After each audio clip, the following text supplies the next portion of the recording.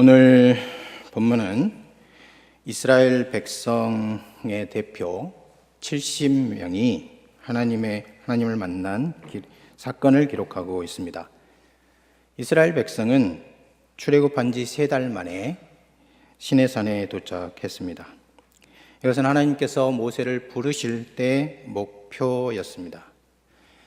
출애굽기 3장 12절에 보면 내가 반드시 너와 함께 있으리라. 내가 그 백성을 애굽에서 인도하여 낸 후에 너희가 이 산에서 하나님을 섬기리니 이것이 내가 너를 보낸 증거니라 말씀하셨습니다. 본문에 따르면 이스라엘 장로 70인이 이스라엘의 하나님을 보았고 하나님의 발 아래에는 청옥을 편듯하고 하늘같이 청명했다 말하고 있어요. 거룩하신 하나님은 유한하고 죄 많은 인간에게 적의를 품지 않으셨고 오히려 그들과 더불어서 연애를 베푸셨습니다. 여기서 두 가지 질문이 생깁니다. 첫 번째는 이스라엘 장로 70명이 하나님의 연회에 초청받은 것이 분명한데 이 만남은 무엇을 의미하는 것일까 하는 것입니다. 이게 첫 번째고요. 두 번째는 이 연회는 출애굽기 19장부터 시작된 언약의 절정인데 그렇다면 이것이 하나님이 실현하시는 언약과 하나님 나라와는 어떤 관계가 있는 것일까? 이것이 두 번째 질문입니다. 이 질문을 염두에 두고 본문을 살펴볼 때 우리 주 성령께서 우리 마음에 하나님 말씀을 가르쳐 주시고 큰 감동과 은총을 주시기를 간절히 바랍니다. 세 가지를 하겠습니다. 첫 번째는 하나님과의 만남을 살펴볼 거예요. 모세와 아론, 나답과 아비후, 이스라엘 70명의 장로들은 시내산에 올라가서 하나님과 교제를 했는데 아모세는 그들이 선 땅을 9절부터 11절까지 이렇게 묘사합니다. 모세와 아론과 나답과 아비후와 이스라엘 장로 70인이 올라가서 거기서부터는 같이 읽겠습니다.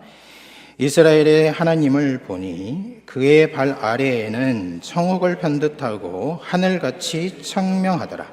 하나님이 이스라엘 자손들의 존귀한 자들에게 손을 대지 아니하셨고 그들은 하나님을 뵙고 먹고 마셨다. 여기 보면 모세는 이스라엘과 하나님과의 만남을 기록하고 있죠. 이 만남은 어떤 성격의 만남이었을까요? 이 만남의 성격을 한마디로 표현한 것이 11절입니다. 11절 초반절에 하나님이 그 70인에게 어떻게 하셨다고 말하고 있어요? 손을 대지 않았다. 손을 대다 하는 말은요, 직역해보면 손을 던지다 또는 손을 보내다 그런 뜻이거든요.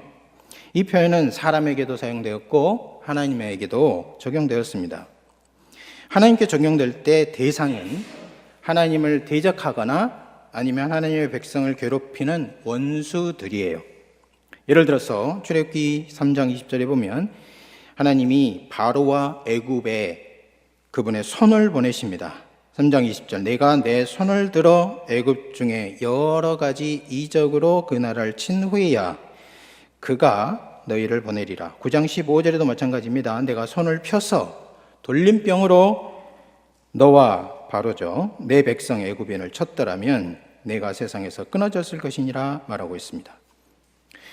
출애굽 당시뿐만 아니라 출애굽이 한참 지나고 난 다음에 이스라엘 시인이 하나님께서 그의 원수들의 분노를 막으시고 백성들을 구원하시는 그 모습도 이 표현으로 사용했어요. 시편 138편 7절에 내가 환난 중에 다닐지라도 주께서 나를 살아나게 하시고 주의 손을 펴사 내 원수들의 분노를 막으시며 주의 오른손이 나를 구원하시리이다 말하고 있습니다.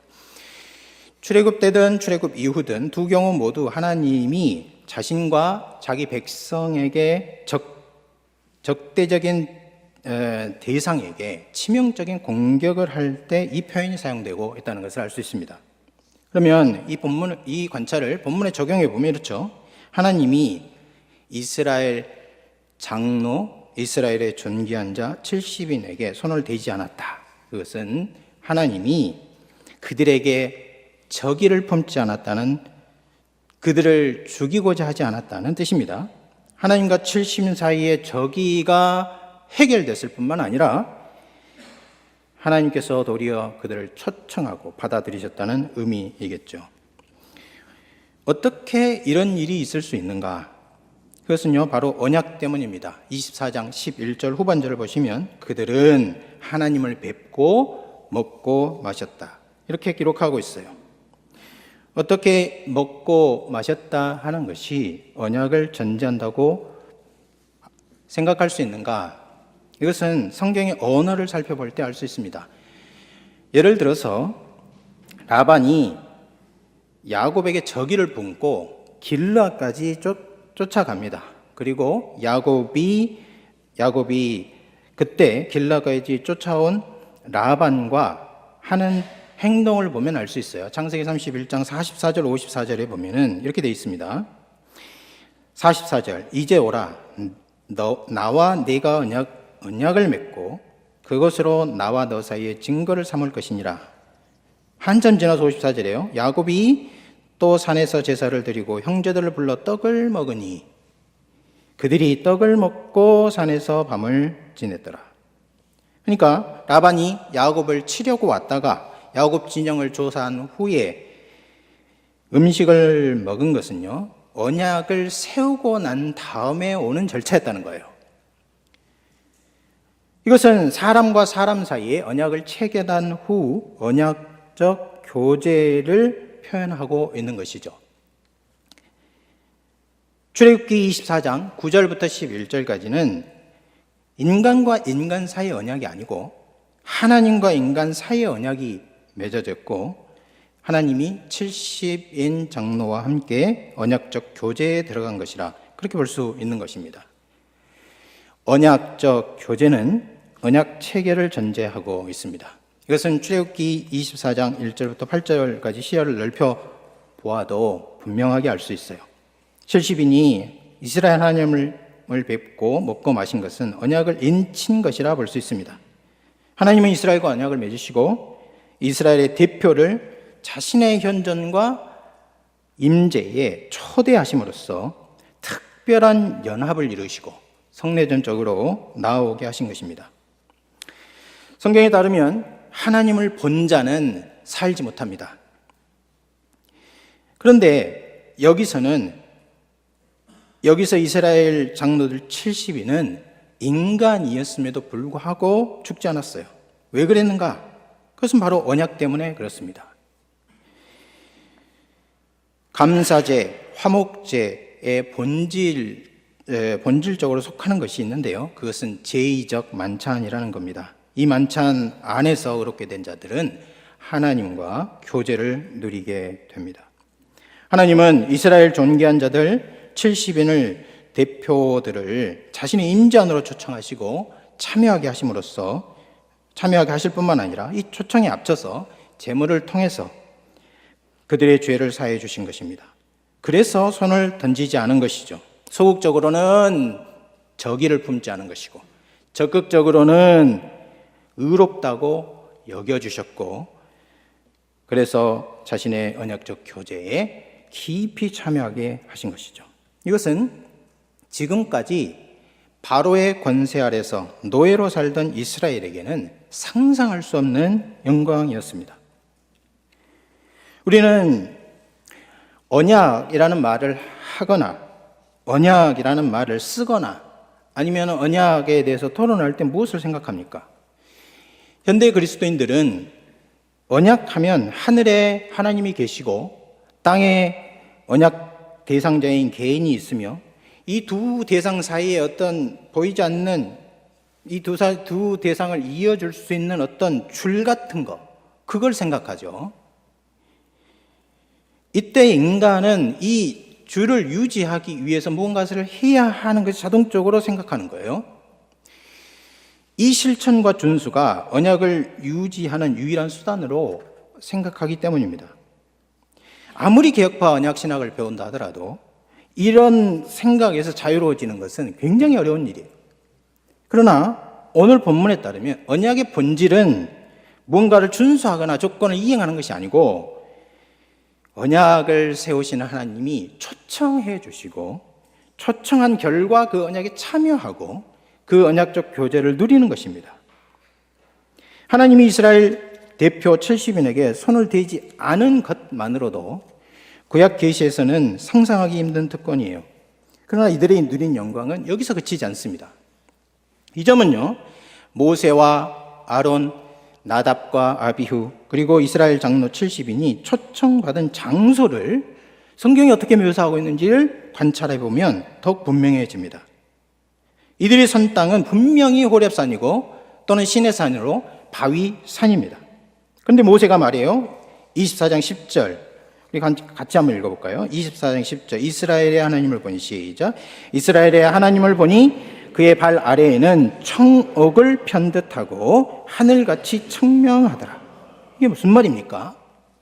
여기서 청옥을 편듯하다 하는 말은 원래는 명사예요. 맑음의 작품, 이렇게 번역할 수 있습니다. 또는 조금 더 우리가 이해할 수 있게 번역을 해본다면 맑고 투명한 어떤 작품이다, 이렇게 번역할 수 있어요. 그러니까 하나님의 발 아래 있는 그 장소가 맑고 투명한 작품처럼, 예술가가 만든 작품처럼 보였다는 겁니다. 왜 청옥이라고 번역을 했는가? 이것은 아마도 뒤에 나오는 말에 영향을 받은 것 같아요. 뒤에 뭐라고 나오냐면 하늘의 물질 또는 하늘의 몸, 실체라고 번역할 수 있는 말이 나오거든요. 그래서 많은 번역에서 맑은 하늘빛 나는 보석인 사파이어, 그것으로 만든 이런 판 또는 사파이어 돌이라고 번역을 했어요. 하늘을 구성하는 실체와 같은 무엇인가를 가리키는 것이죠. 따라서 이 구절을 직역해 보면은 그 발 아래에는 맑고 투명한 것이 있었는데 마치 하늘의 실체와 같았다, 이렇게 볼 수 있어요. 이스라엘 70인이 초청받아서 간 장소가, 거기 올라가면 그럴 리가 없거든요. 실제로 거긴 바위산이에요. 햇빛이 비친다고 해도 실제로 그런 빛은 나지 않아요. 그런데 맑은 투명한 하늘의 실체와 같은 무언가가 그 밑에 펼쳐진 거예요. 그렇다면 모세와 이스라엘 대표 앞에 나타난 것은 무엇이었는가? 이와 동일한 실체를 사도 요한은 이렇게 표현합니다. 계시록 4장 6절에 보면요, 이렇게 돼 있어요. 제가 읽어볼게요. 계시록 4장 6절, 보좌 앞에 수정과 같은 유리 바다가 있고 보좌 가운데와 보좌 뒤에 네 생물이 있는데 앞뒤에 눈들이 많더라. 여기서 우리가 주목할 것은 앞에 표현이에요. 보좌 앞에 뭐가 있다고요? 보좌 앞에 수정과 같은 유리 바다가 있다. 그러면 왜 하나님의 보좌 앞에 유리 바다가 있을까요? 하나님이 계신 보좌 앞이 수정과 같은, 그러니까 그냥 유리바다가 아니고 수정과 같은 유리바다가 있다, 이렇게 말하고 있어요. 이것은 하나님이 계신 초월 영역을 인간의 시각 언어로 표현한 것이라 볼 수 있죠. 크레이드 아흔스날은 신학자는 이렇게 말했어요. 이것은 하나님의 거룩한 의를 상징한다. 여기서 크레이드 아흔스가 거룩이 아니라 의를 강조한다면 이 말은 제고해 볼 어떤 필요가 있는데요. 여기서 보면 의보다는 어떤 도덕적인 의보다는 순수를 표현하는 것으로 보이기 때문입니다. 하나님의 보좌가 수정과 같은 유리바다라는 말은요, 정결하지 못한 것과 결코 접촉하지 않는 그런 순수함이 하나님의 보좌 앞에 있다는 거예요. 정결하지 못한 것은 어떤 경우에도 침투하지 못하는 하나님의 영역만이 가지는 초월적인 순수함을 상징합니다. 이 순수함은요, 영원한 순수이고 절대적인 순수예요. 그래서 하나님의 거룩함, 타락한 세계와 피조물로부터 무한한 거리를 가진 어떤 분리되심을 이렇게 표현한다고 볼 수 있습니다. 그런데 이와 동일한 표현이 지금 출애굽기 24장 10절에서 사용되고 있어요. 지금 여호와의 발 앞에 무엇이 있느냐? 무엇이 있느냐?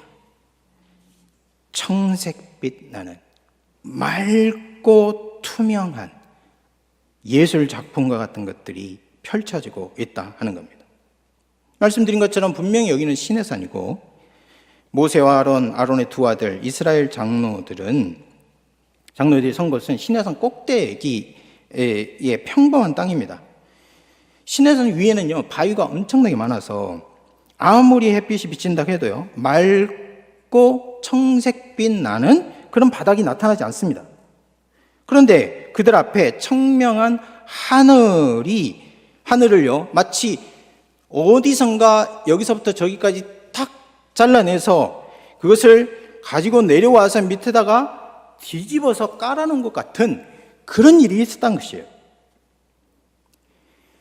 이것은 하늘이 뒤집혀 하나님의 보좌가 땅에 나타난 것과 같은 일이 일어난 것이다. 그렇게 볼 수 있어요.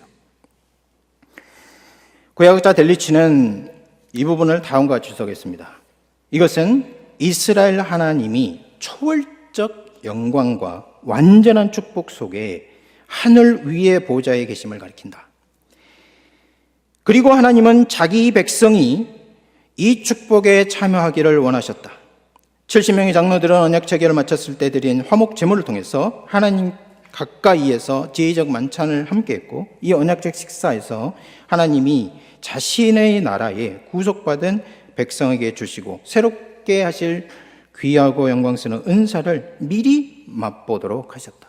만일 하나님이 하늘에 계시고 인간은 땅에 있다면 인간은 이스라엘 백성들은 어떤 노력을 한다 해도 하늘 보좌에 가까이 갈 수 없습니다.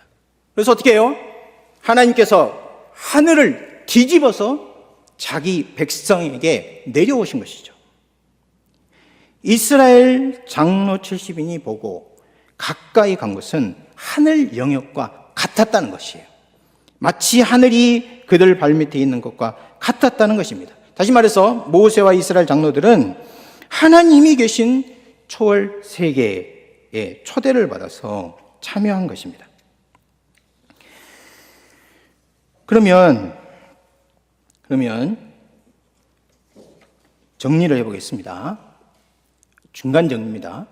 모세와 아론, 이스라엘의 존귀한 자 70인이 하나님이 계신 초월 세계에 초청을 받아서 그분의 임재 안으로 참여하고 언약적 교제를 누린 것은 구약의 최대 구속 사건인 출애굽을 하나님이 계획할 때 이 일을 시작하기 전에 미리 계획하신 목표였어요. 약속의 땅으로 인도해서 약속의 땅을 상속하게 하는 것이 목표 아닌가요? 상속 자체는 목적이 아니에요. 진정한 목적은 하나님이 그들의 하나님이 되고 그들이 하나님의 백성이 되고 언약적 교제를 누리도록 한 것입니다. 그러므로 하나님은 약속의 땅을 주시기에 앞서서 언약의 본질과 핵심, 언약 성취의 궁극적인 목적이 무엇인지 미리 보여주신 것이라 그렇게 볼 수 있죠. 이것이 하나님이 이스라엘 대표 70인을 자기 보좌에 초청하고 초월적인 그의 나라의 현시에 참여하게 하신 이유입니다. 하지만 여기에는 한계가 있어요. 이것은 어떻게 보면 구조적인 한계입니다. 죄가 있기 때문에 제약이 있고요. 죄가 없더라도 창조주 하나님과 피조물 사이에는 존재와 거룩에 무한한 간격이 있기 때문에 한계가 있을 수밖에 없습니다. 이 제약은요, 그 어떤 수단을 동원하더라도 넘어가거나 제거할 수 없는 장애예요. 실제로 오늘 본문에서도 보면 이스라엘 백성, 이스라엘 대표, 모세, 하나님 이게 다 차등이 있습니다. 하나님 임재로 가는 단계가 다 있어요. 구약에는 다 그게 존재했어요. 뿐만 아니고 이렇게 하나님께서 자신의 임재에 가까이 오게 하셔서 그 영광스러운 언약적 교제에 참여하게 하셨을지라도 이 이스라엘 장로들은 그 이후에 예외 없이 다 타락하고 말았습니다. 여러분은 출애굽기 25장 5절과 11절을 보고 계세요. 제가 출애굽기 32장 6절을 읽어보겠습니다. 출애굽기 24장은 하나님과 언약을 완성하고 체결하고 언약적 교제에 참여한 거예요. 25장부터 시작해서 31장까지는 성막에 대한 계시가 있고요. 그리고 난 다음에 32장에는 무슨 사건이 나오는지 여러분 기억하시죠? 금송아지 사건이 나타납니다. 그런데요, 이 금송아지 앞에서 이스라엘 장로와 모든 백성들이 한 행동은요, 정확하게 하나님께서 그들을 언약적 교제에 참여하게 하셨을 때하고 똑같습니다.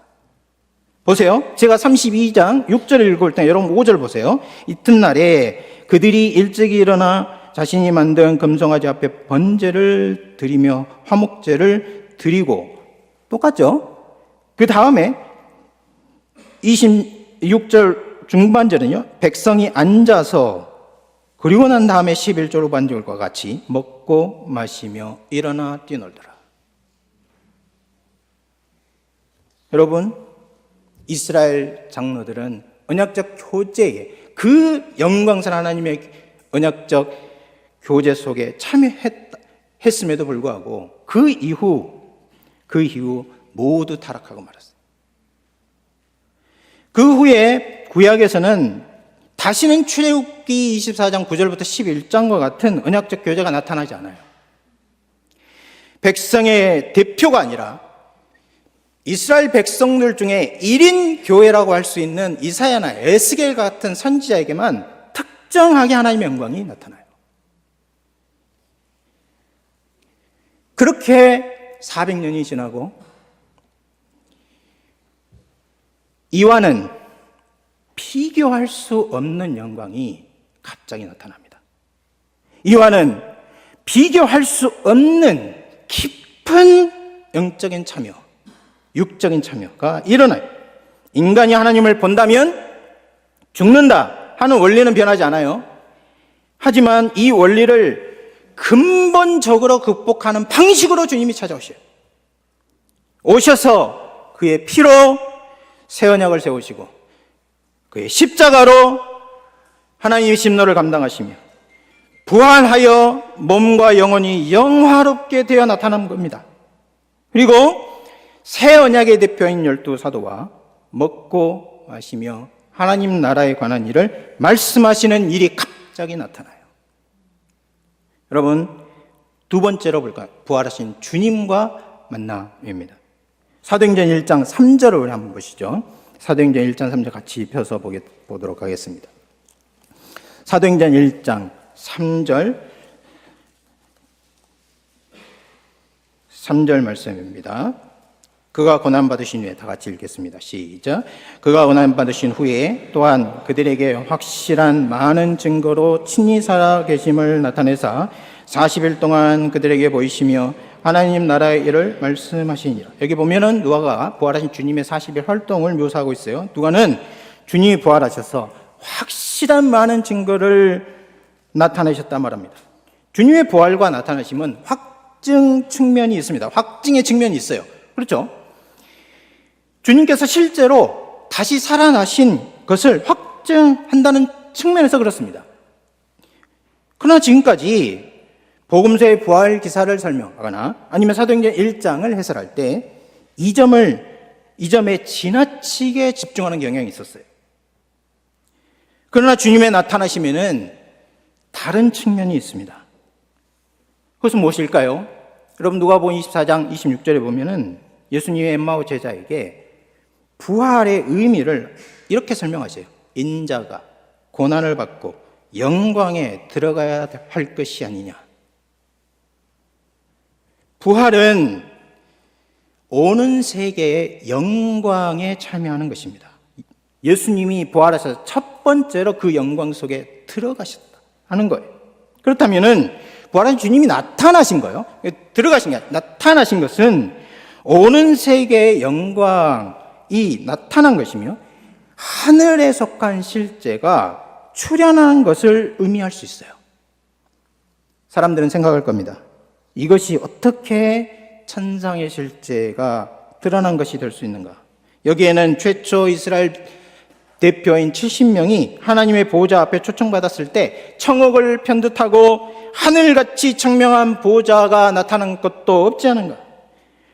물론 이런 초월 세계에 대한 외적인 참여는 없어요. 그러나 누가는 주님이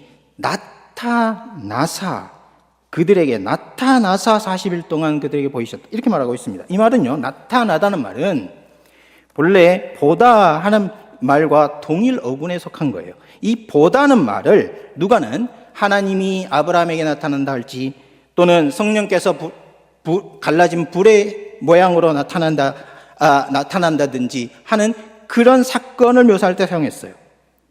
동시에 그런 초월적 존재가 내재 존재에게 나타난 것뿐만 아니라 모세나 또는 다른 인간이 동료 인간에게 나타날 때도 이 말을 사용한 것입니다. 이 두 가지 측면을 전체가 다 통합된 방식으로 누가는 주님의 부활을 묘사할 때 이 말을 사용했어요. 따라서 누가는 40일 동안 주님께서 나타나신 것을 표현하기 위해서 저편 세계의 실제의 나타남과 봄을 가리키는 용어를 사용했다, 그렇게 해석할 수 있습니다. 하지만 주님의 나타나심은 이 세계에 속하지 않은 존재가 저편 세계를 떠나 자신을 드러내는 개념을 훨씬 넘었습니다. 이것은요, 낮추심이에요. 낮추심. 주님은 부활하심으로써 이미 오는 세계, 부활 세계를 여시고 그 세계의 영광 속에 들어가셨습니다. 이렇게 영화롭게 되신 주님이 자신을 낮추셔서 자기 사람들에게 오신 일이 바로 40일 나타나심인 것입니다. 이런 점에서 부활하신 주님과 제자들의 만남은요, 우주와 인간을 창조한 이후에 한 번도 없었던 형태의 만남입니다. 완성과 소망의 만남이에요. 단순히 초월 세계와 내재 세계가 만난 것을 넘어섭니다.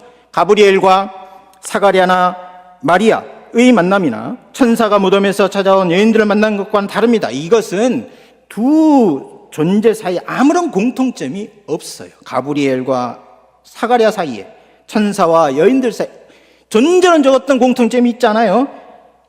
천사는 초월 세계에 속한 존재이고 사람은 잠시 그들을 본 것뿐입니다. 그러나 이 경우요, 주님께서 영광에 들어가셨다가 제자들에게 나타나신 것은 근본적으로 다른 형태의 만남. 예수님은요, 제자들이 앞으로 자신들이 소유하게 될 영광스러운 몸으로 나타나셨어요. 그러니까 제자들은 현재의 자기와 미래의 자기가 만난 거예요. 따라서 제자들은 예수님이 들어가실 영광뿐만 아니고 자신들이 참여할 부활 세계의 존재 양식과 그 영광을 미리 만난 것이라 볼 수 있습니다. 지금까지 구약 이스라엘 대표 70인이 하나님을 만난 사건, 신약에서 12제자가 부활하신 주님을 만난 사건을 잠시 살펴보았습니다. 두 만남 모두 언약적 교제에 해당하고 하나님의 임재의 초청을 받아서 참여한 것을 가리켜요. 그런데 누가에 따르면 예수님은 부활하신 후에 제자들에게 무엇을 말씀하셨다고 그럽니까? 하나님의 나라에 관한 것을 말씀하셨다고 그래요. 부활하신 주님과 제자들이 만난 것이 하나님의 나라와 관련이 있다는 것을 알 수 있습니다. 그렇다면 이 만남이 구속사적으로 어떤 점에서 독특한가 하는 점이죠. 이것이 세 번째 우리가 살펴볼 것입니다. 부활과 하나님의 나라의 관계입니다. 예수님 부활하신 하나님에 대해서 무엇을 말씀하셨을까요? 어떤 사람은 주님의 나타나심은 하나님 나라를 계속 가르치기 위함이었다고 말해요. 물론 인간이 자신이 죄인임을 깨닫고 십자가에 나오는 회개, 그때 비로소 인식하게 되는 성령의 거듭나게 하시는 역사, 새로운 생명 등을 말씀하셨을 거예요. 나아가서 현재의 원리적 실현, 미래의 궁극적인 성취라는 하나님 나라의 이중적인 측면도 말씀하셨을 것입니다. 또 완성된 하나님 나라의 모습이 어떤가를 드러내셨을 것입니다. 이 모든 내용은 사도행전의 설교와 그리고 바울, 베드로 편지를 통해서 추론할 수 있는 겁니다. 하지만 주님의 말씀은 단순한 계속이나 반복이 아닙니다. 예수님은 40일 동안 하나님 나라를 계시하시는데 이 하나님 나라의 핵심은 언약적 교제예요. 누가는 영광에 들어가신 예수님이 제자들에게 나타나셨다고 말합니다. 제자들은 부활체를 입으신 예수님과 한 장소에 모여 있습니다. 이렇게 함으로써 그 전에는 두 가지 제약 때문에 할 수 없었던 일이 가능해집니다. 첫 번째는 이전에는요, 하나님 나라의 최종 모습을 상상하거나 감지하거나 알 수가 없었어요. 그런데 이제 부활하신 예수님은 부활체를 입고 오셨어요. 이 부활체를 통해서 부활 생명과 부활 세계를 보여주고 있는 것이죠. 하나님 나라가 와서 완성되면 그 세계는 어떤 모습일 것인가? 부활하신 예수님의 모습이다. 이렇게 말하고 있는 거예요. 하나님의 나라가 실현되고 완성이 된다면 현재 세계의 죄와 어둠은 어떻게 될 것인가? 이 질문에 대해서도 예수님은 예수님의 부활체와 그 영광같이 된다. 십자가에서 죽은 몸으로 부활의 영광에 들어가심으로써 죄와 사망, 질병과 악의 문제가 근본적으로 해결된다라고 말씀하시는 겁니다. 이게 첫 번째 부분입니다.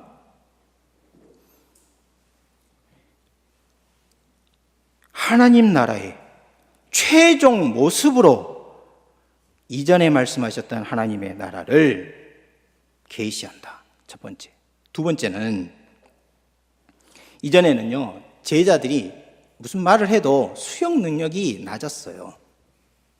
그 수용 능력이 낮기 때문에 그전에는 예수님이 아무리 말씀하시고자 하셔도 말씀하실 수가 없었습니다. 그래서 복음서에 따르면 예수님은 많은 비율 하나님 나라를 말씀하셨는데 거기에 단서가 붙어 있어요. 알아들을 수 있을 만큼만. 그렇게 말씀하셨어요. 그만큼 말씀하시고 나서도 못 알아들으니까 따로 개인적으로 있을 때 그 비유나 하나님 말씀을 해석해 주셨습니다. 지상생의 막바지예요. 우리 주님은 내가 아직도 너희에게 이를 것이 많으나 지금은 너희가 감당치 못하리라 말씀하시면서 답답해 하셨어요. 그러나 지금은요, 두 가지 면에서 아주 새로운 단계에 들어왔습니다. 먼저 주님은 자신의 부활로 예수님이 지상생애 때 하신 말씀이 현실임을 드러냈어요. 제자들은 십자가 죽음 후에 3일 만에 부활에 대해서 들었지만은 믿지 못했죠. 하지만 지금은 그들 앞에 그 미래의 일이 현실이 돼서 실체가 돼서 자신들의 눈앞에 있는 거예요. 따라서 전에는 부활과 부활 세계가 멀리 있고 막연한 대상이었지만 이제는 제자들의 이해의 출발점이 되고 있습니다. 이게 첫 번째고, 다음으로는요, 예수님이 제자들의 지성을 열어주십니다. 부활하신 주님이 가장 먼저 하신 일, 그것은요, 그리스도의 부활이 성경 전체의 요체다 하는 것을 알린 것입니다. 그러나 이것은 자연 이성으로는 불가능해요.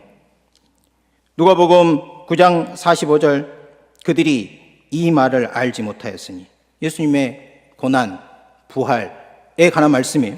이 말을 알지 못하였으니 이는 그들로 깨닫지 못하게 숨긴 바 되었습니다. 그들은 묻기도 두려워하더라. 주님이 변화산에서 부활을 말씀하셨을 때 부활이 도대체 무엇이냐? 이렇게 말했어요. 자연이성으로는 깨달을 수가 없어요. 그래서 어떻게 하십니까? 누가복음 24장 45절에 이에 그들의 마음을 열어 성경을 깨닫게 하셨다. 예수님의 부활로 이 두 가지 제약, 최종 하나님의 나라의 최종 모습이 드러나고 제자들의 수용 능력이 해결이 되니까 주님은 하나님 나라에 가는 것을 전포괄적으로 계시하셨습니다. 하나도 빼뜨리지 않고 처음부터 끝까지 다 계시하셨어요. 그리고 자신의 부활과 제자들이 보고 경험하는 부활체의 근거에서 오는 세계, 하나님 나라의 실체를 숨김없이 드러내셨습니다. 다시 말해서 주님은 죽은 자 가운데서 첫 열매로 나셨고 부활 세계에 참여한 첫 번째 사람이며 오는 세계의 왕으로 지금 제자들 앞에 나타나신 것이라는 사실을 이야기했습니다. 이것은요, 단순한 반복이나 계속이 아니라 계시가 도약한 거예요. 계시가 확장된 거예요. 주님은 부활하신 후에 제자들에게 나타나셨고 제자들은 부활하신 주님과 만남으로써 부활 세계, 오는 세계를 알게 됩니다. 그리고 그 그리스도의 부활을 전함으로써 자신들이 세워갈 하나님 나라를 선취적으로 참여합니다. 이런 점에서 볼 때 40일은 구속사에서 전무후무한 기간입니다. 40일 하나님 말씀은 계시사에서 전무후무한 계시예요. 사도행전 요약 공식에 따르면 12사도든 사도 바울이든 예수님의 부활을 전하면서 하나님 나라를 총체적으로 전했다고 합니다. 사람들은 제자들이 어떻게 그렇게 할 수 있었을까? 의아해합니다. 그리고 구약을 연구해서 또는 성령께서 가르쳐 주셔서 또 다른 이유를 찾아내곤 해요. 그러나 사도들과 후대 말씀 사역자들이 다른 점이 무엇입니까? 13사도와 우리가 다른 점이 무엇이에요? 그들에게는 복음이 자신의 존재와 하나가 돼 있어요. 그들에게는 자신의 존재와 하나님의 나라가 하나가 돼 있어요. 이거는 연구나 교육으로는 불가능한 겁니다. 오히려 사도들은 부활하신 예수님이 40일 사역 기간 동안에 하나님 나라를 원형적으로 계시하신 것을 원형적으로 경험하고 미리 맛본 것이라고 할 수 있습니다. 이 원형적인 경험과 선취적 참여가 주님의 천상 통치에 대한 최초 증언자들에게 계시되는 그런 사건으로 나타난 것. 그것이 바로 40일 사역기간이에요. 사도들은요, 앞으로 완성될 하나님 나라에 이미 참여한 사람으로 부활 세계의 영광을, 그 나라의 생명을 미리 맛본 자로 부활복음을 전한 것입니다. 우리는 어떨까요?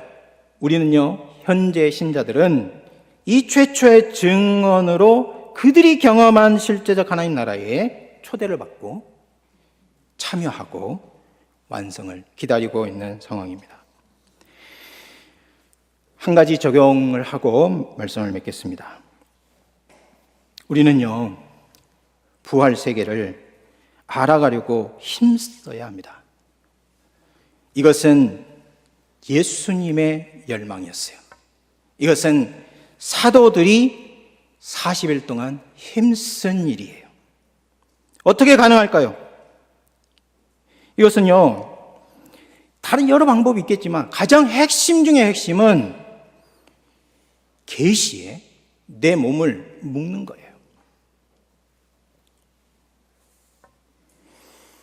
하나님의 말씀을 알고자 항상 배고파해야 합니다. 항상 배고파. 여러분, 신약 신자들을 갓난아기로 표현합니다. 갓난아기처럼 신령한 젖을 사모하라. 여러분 아이들을 키워보면 알겠죠. 아이들을요, 젖을 주면요, 정말 열심히 먹고요, 좀 있으면 정말 너무 배가 불러서 자거든요. 잡니다. 야, 그러면 안심하고 외출할 수 있나요? 그거 불가능해요. 2시간 후에 또 깨가지고 달라고 그럽니다. 근데요, 강도가 진짜 너무나 신기한 게, 첫 번째 젖달라고 할 때 강도하고 두 번째 젖달라고 한 강도가요, 같거나 더 큰 거예요. 내 이만큼 먹었으니까 아유, 우리 엄마한테 미안하지, 지금 2시간 만에 깨는 건데 우리 조금만 먹어야, 이러지 않습니다. 여러분, 강도가 같거나 더 커요. 끊임없이 배고픈 거예요.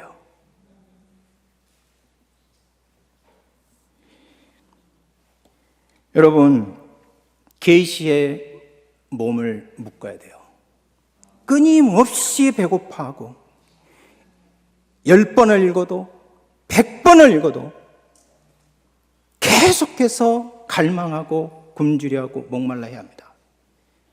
그래야만 40일 동안 예수님께서 자신의 부활의 근거에서 계시하신 하나님 나라의 총체가 13사도가 그 후 60년 동안 활동을 하면서 펼쳐놨던 그 계시가 펼쳐진 그것을 그대로 오롯이 인지하고 깨닫고 참여하는 은혜를 누리게 됩니다.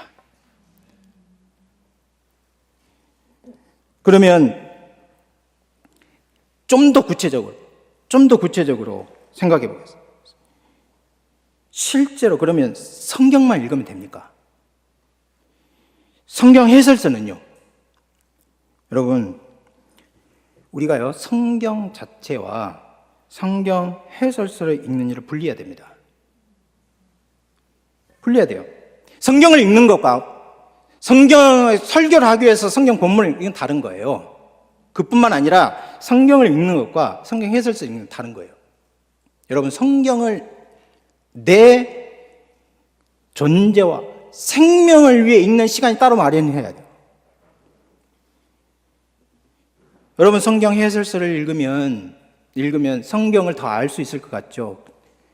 천만의 말씀입니다. 내 존재와 생명을 위한 읽기 시간을 따로 마련해야 돼요. 그때 하나님 나라가 열리는 거예요.